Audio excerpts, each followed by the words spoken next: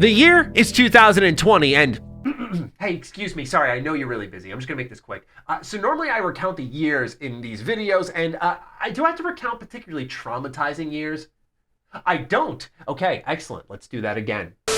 The year is 2020, and my goodness, it's a completely normal year. Nothing bad is happening here. Nothing good is happening. What a positively mundane year. I mean, this is the normalest year in human history. Perhaps the most abstract thing to occur throughout 2020 was CD Projekt Red, one of the top developers in our games industry, delivered what was referred to as the biggest stinker of the year under the name of Cyberpunk 2077.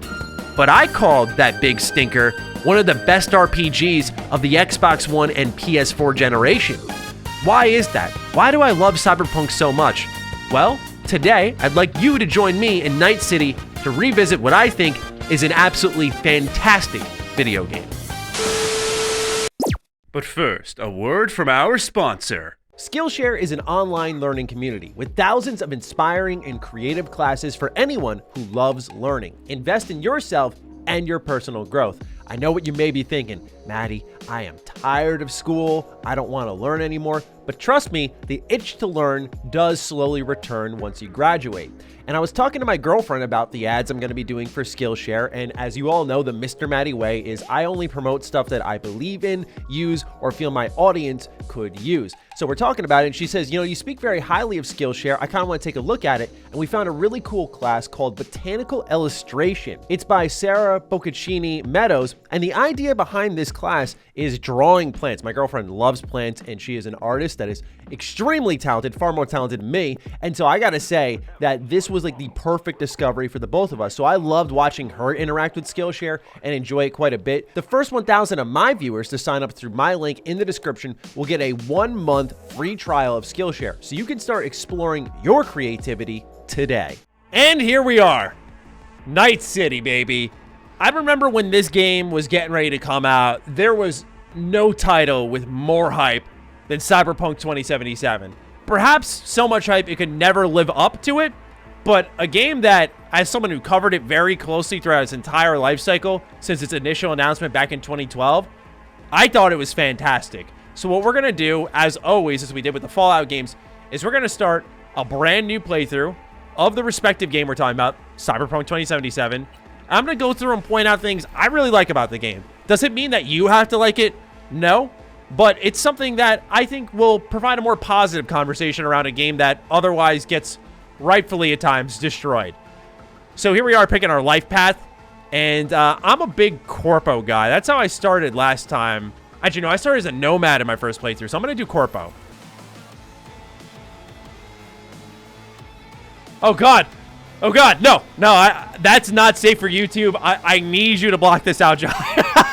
Holy smokes. I forgot about that. Okay. Yeah, you can customize this stuff, too. All right, so depending on what life path you pick, your intro is different. Ours is particularly disgusting, as Jackie calls us. And that's one of the things I really like about the game. I like that when you choose your path, your introduction is different. Although I do wish the choice and consequence was a little bit better and that they implemented your life path a little bit more. Kind of like how Dragon Age Origins has a ton of different origin stories and they really do feel impactful. I feel like this game didn't nail the impact, but what they did nail, though, was, I feel like, atmosphere. I just love how they're, like, recounting the events leading up to where we are now in the game, like, right in the middle of Arasaka's HQ. And I will only see this in the beginning of my playthrough because of the life path I picked. It's just little things like that that speak to me more than others. I also love the kind of dialogue style where it doesn't interrupt the gameplay and they tuck the character on the top left corner.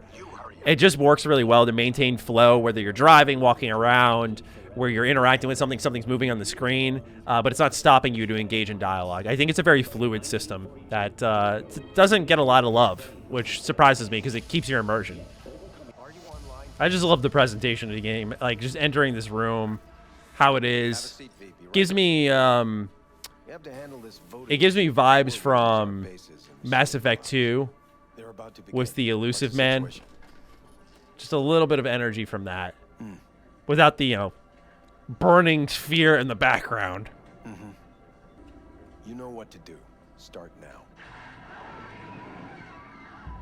Just setting the tone that these corps are screwed, man.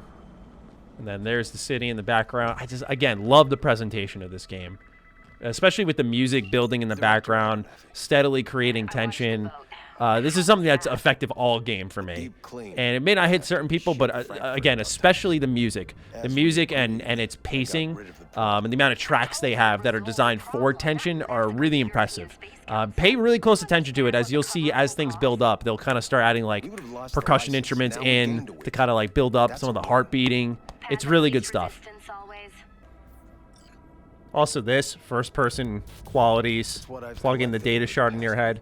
Another small thing goes a long way with me. Another thing that goes a long way with me, you'll know this because I'm a Fallout fan, but I also love other immersive sims like, say, Dishonored, Prey, Deus Ex, is the amount of lore and reading you can do.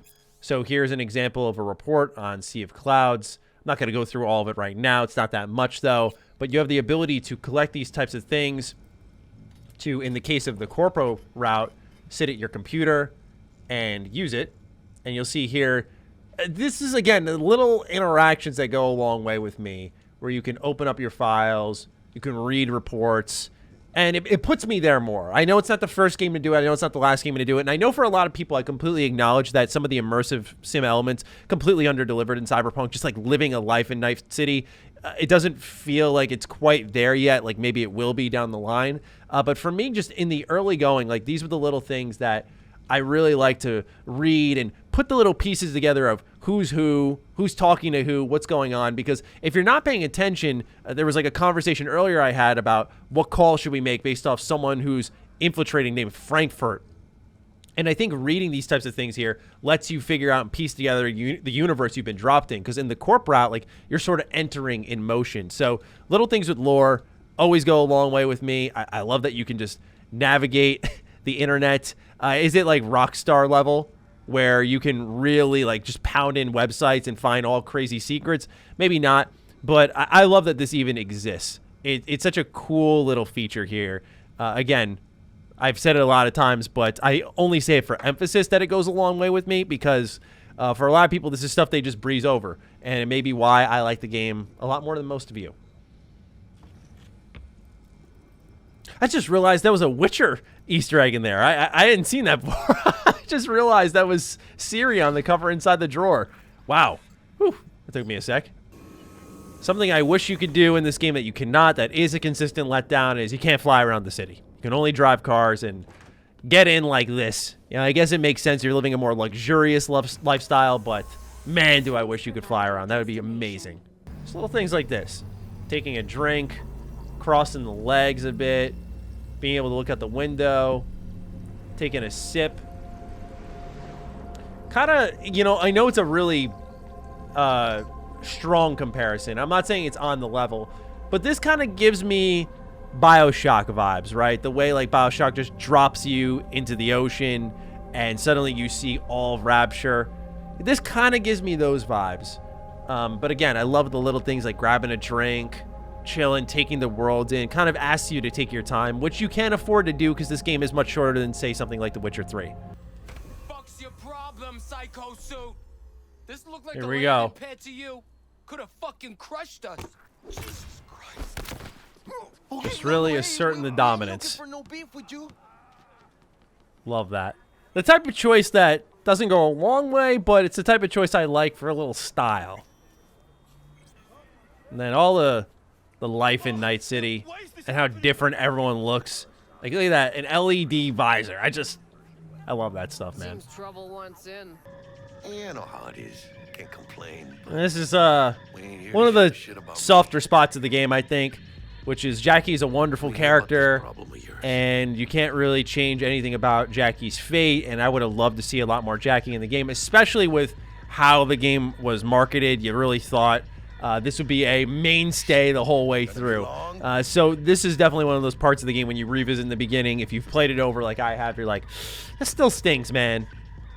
I love this part so much. Just the life and times of Jackie and V. Just a nice highlight reel. Looking for 1237. I love this. Again, the subtle building up of the music that you can hear faintly in the background. Is that you? I hate this life or death shit. Wave someone inside. Try hacking the door. Think you can Again, turn on it your just own this build up is to me so supremely helpful in making the game truly good. And this right here, the cyber deck, to me is one of the defining qualities of the game, because as you progress in the game, and as someone who did a quick hack build when they first played this game, I think this is like such a game changer. Just the ways you can manipulate the environment from afar. It's almost like a first-person Watch Dogs in that way. Like you can move into cameras, you can force people to kill themselves in combat, you can blow up explosives on them remotely, and so on and so forth. Or things like this, just opening a door and starting a mission. I just really like that aspect. It kind of grounds the gameplay in the universe you're in.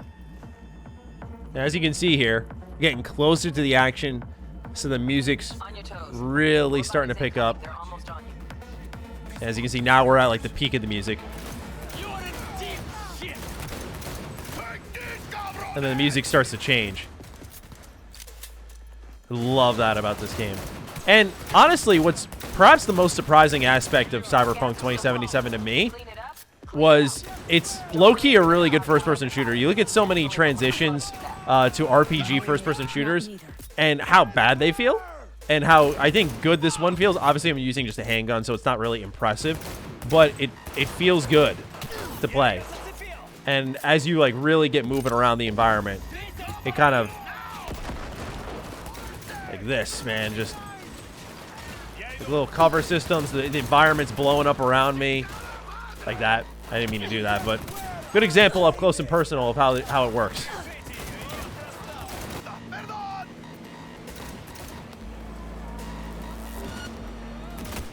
Got you, asshole!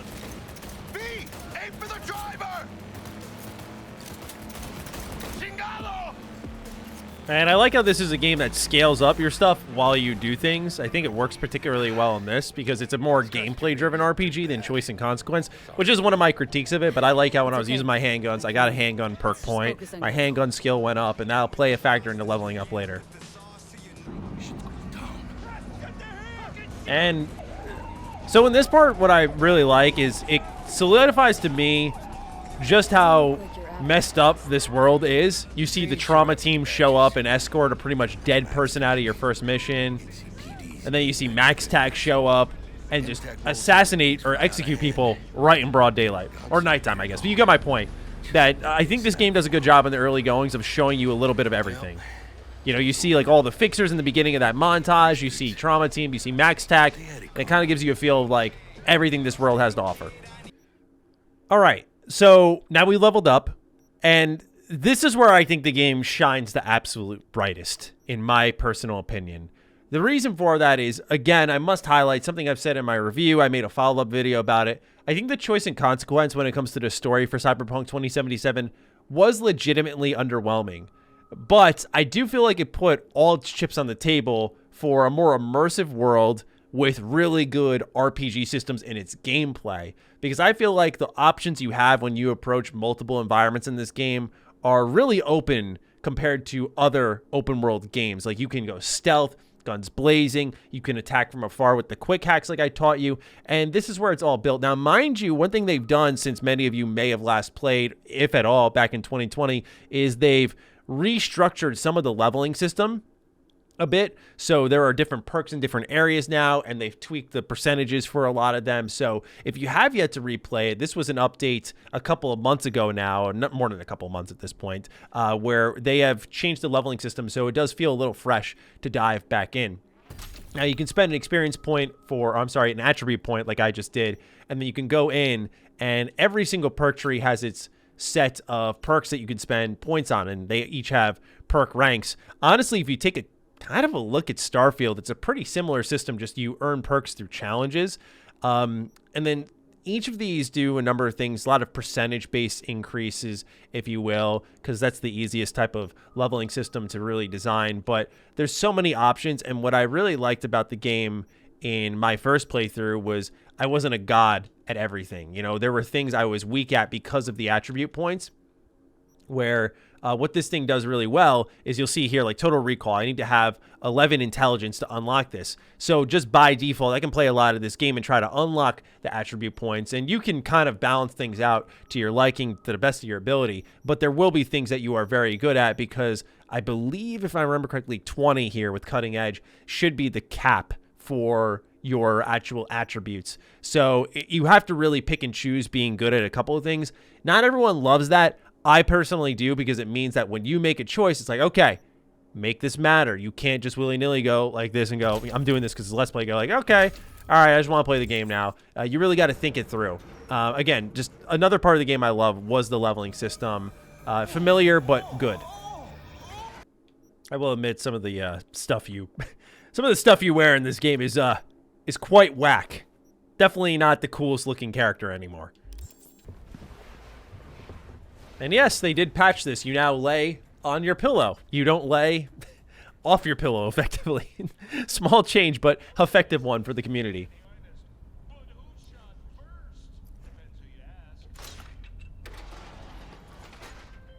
Love this view.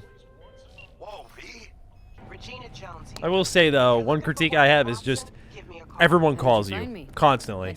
You were just always being called in the early game. I do like it, again, because of the little cutscene on the left while I'm still walking around, but everyone's like, V, job for you. V, what's up? And then a text message. It's a lot.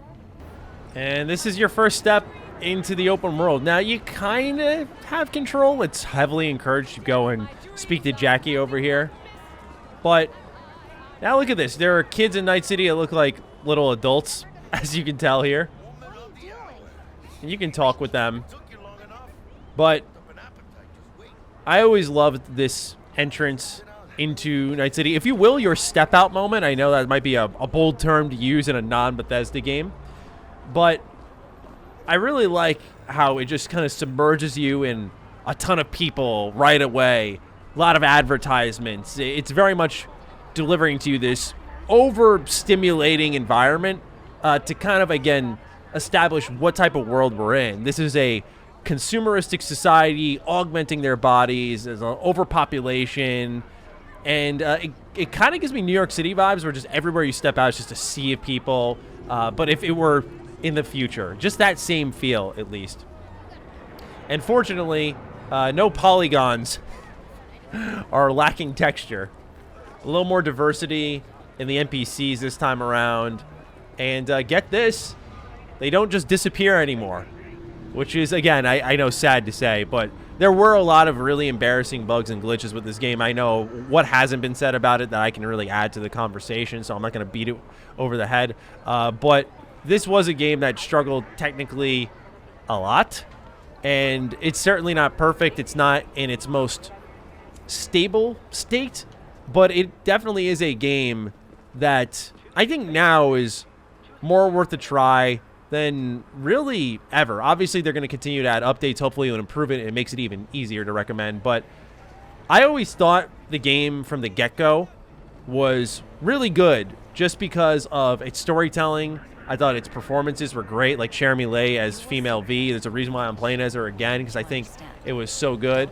I will say, though, and I'll show it in a little bit, my biggest complaint was kind of the template for the open world.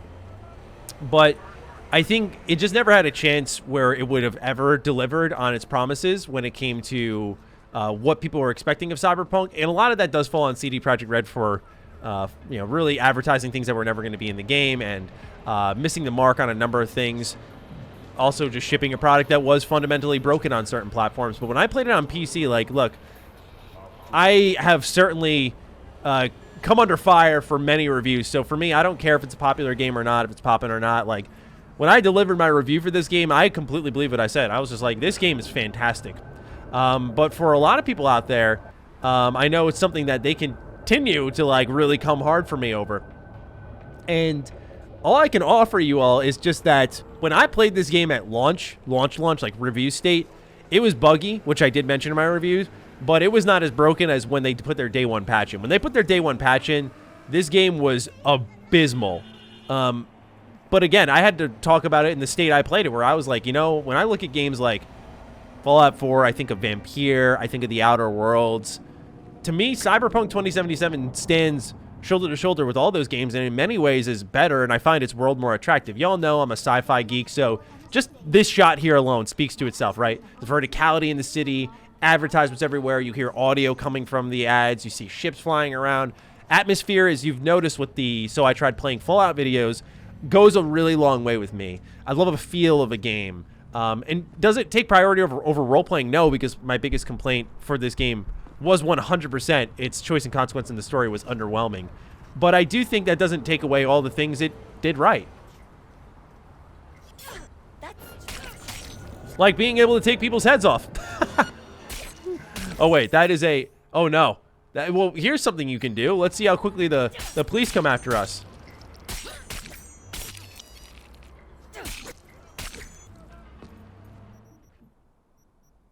This guy's really annoying me with how much he blocked things. And yeah, as you may have noticed, no cops showing up right now. Wait, who's shooting me? Who's attacking me? I was in the middle of my video. Anyway, what I was trying to say was, as you can see, no cops showed up, even though they were warning me, even though I committed a murder in broad daylight. This was a thing that this is a thing that's still kind of an issue, but not necessarily as bad. Originally, the cops would just spawn on you and kill you right away. Now it's just like, oh, sometimes they're not going to show up. So my crime got reported. I have 1 star on me. Let's see if we can just keep ranking this up. See if we can keep ranking this up. Take out another civilian. And as we see here, here come the cops.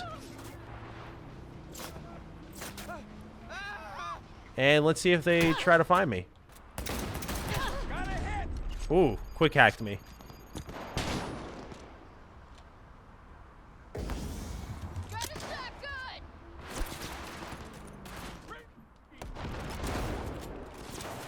And now they've spawned behind me. So yeah, this is still a problem, as you can see. There was literally no one directly behind me, and they just suddenly appeared. Now they're just spawning all over. This man's right here. So yeah, it's still a pretty busted cop system, crime system. Not nearly where it should be. As you just take out enemies, they just continue to spawn more and more.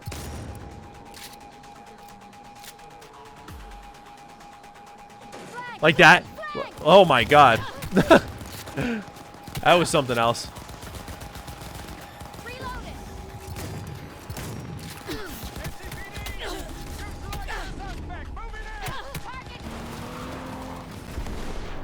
And just like that. Took me out immediately. One thing that they did add to the game that I really do appreciate in a recent update is obviously there were gigs in the game. These are little side quests you can complete throughout the open world. Little things like go here, kill this enemy, kill this set of enemies, clear out a base, get money from someone, steal an item, so on and so forth. And they're fun. They allow you to explore the world a little bit more. But what they didn't have was this here, where you could see the person handing out the gigs. In this case, it's Regina Jones. And they would track how many you completed. Originally, it was just knocking icons off the map. But in this case here, it actually lets you get to a completion state for the region. And when you complete it, it does give you a reward at the end, which is something I do like. However, one thing I am not crazy about with this game is, as you can see here, just a lot of icons to track down. They're giving you quests you never picked up. You just have heard about them. What this game did as a, I think, supreme error that I am critical of is when you look at open world templates for RPGs and what you could follow, there's a couple of examples out there of non-RPGs that are being followed for RPGs. What I mean by that is Cyberpunk 2077 looked probably more at GTA and said, how can we make that into an RPG than what I personally think is a better open world template for modern games, which may sound crazy at first, which is Fallout New Vegas. And I know that may sound like my Fallout fanship creeping into this video unnecessarily, but when you really look at open world role-playing games, none of them follow the same rules that New Vegas does. I think Fallout 4 tried to, right, with the 4 diverging story paths, but with Cyberpunk 2077's factions, its world space, its amount of content. This game practically begs for the New Vegas template, but it resists it. It ignores it in exchange for GTA, where there's very little interaction on the streets. They're just people living their lives, and it is the immersive aspect creeping in that's prioritizing over the GTA stuff. So what you get, I think, is a better atmosphere, but you lose some of the role-playing, you lose some of the identity of a role-playing game here, and you wonder what could have been. And this game obviously was under a lot of revisions story-wise, so it's a little unsurprising, but all in all, from the open world to the storytelling to the gameplay to the leveling up to the level design to the music to the acting, the dialogue choices, I hope I showcased to you all why I really like this game. This is just the opening hours of the game, and what you may not have noticed is we didn't even hit a title card yet. That's because this game doesn't hit you until like 5-6 hours in at the end of the first act, the title card that says Cyberpunk. One thing I also got to just throw out there that I love about the game and may make it more attractive to you to try is Cyberpunk isn't nearly as long as The Witcher. I thought The Witcher 3 was way too long. The Witcher 3 was, I don't want to use the word bloated because it's really a worthwhile game, but I think the Novigrad arc, Act 2, was just unnecessary, where I think Cyberpunk really trims the fat and does a good job of that. So for me personally, like, I think this game, in a lot of manners, a lot of aspects, hit the nail on the head. Is it perfect? Hell no. But I do think it's one of the better games that has come out recently, and I continue to come back to it, and I continue to love it, and it's not like I sit here and go, I don't see why people don't like it, but all I'm hoping to do in this video is convey to you why someone may like it. So with that, if you like Cyberpunk 2077, sound off down below. I imagine many of you will sound off on why you hate the game, but hopefully we can find a spot in the middle of like where I am, where I understand why you may not like it, but I like it, and I can respect you not liking it, and vice versa. So with that, ladies and gentlemen, take great care of yourself, and I'll see you in the next video where who knows what we'll be playing. Stay sexy, stay active. I love you all. Peace.